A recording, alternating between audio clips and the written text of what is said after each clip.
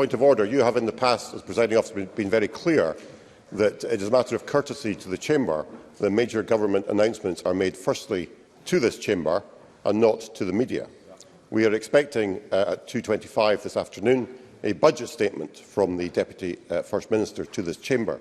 However, currently the BBC Scotland website are reporting in detail tax changes that will be brought forward in that budget statement, including increasing the higher rate of tax from 41 pence to 42 pence and increasing the additional rate from 46 pence to 47 pence and reducing the tax threshold for the top rate from 150,000 to 125,000.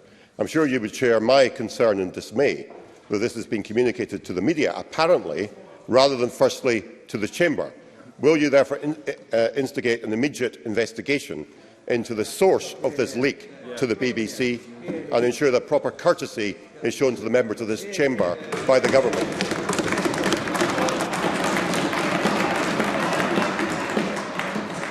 I thank Mr Fraser for his point of order. Mr Fraser is quite right. I have made it very clear on many occasions that it is my expectation that significant announcements are made to this Parliament in the first instance.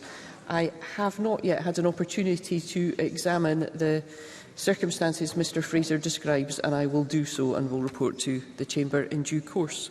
Thank you. Point of order.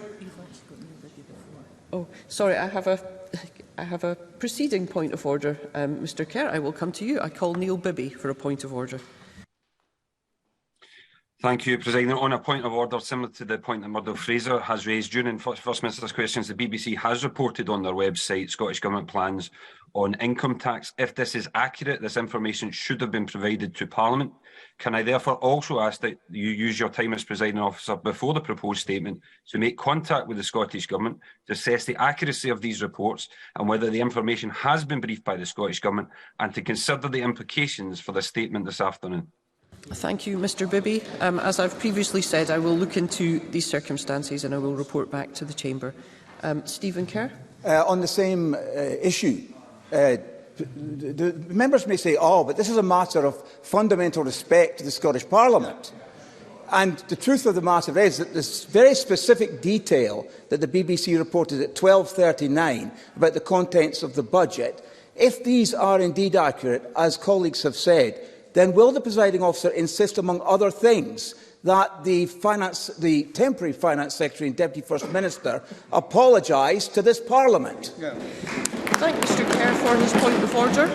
As you will appreciate, I have been otherwise engaged. I have not yet appraised myself of the detail, and I will certainly look into this matter.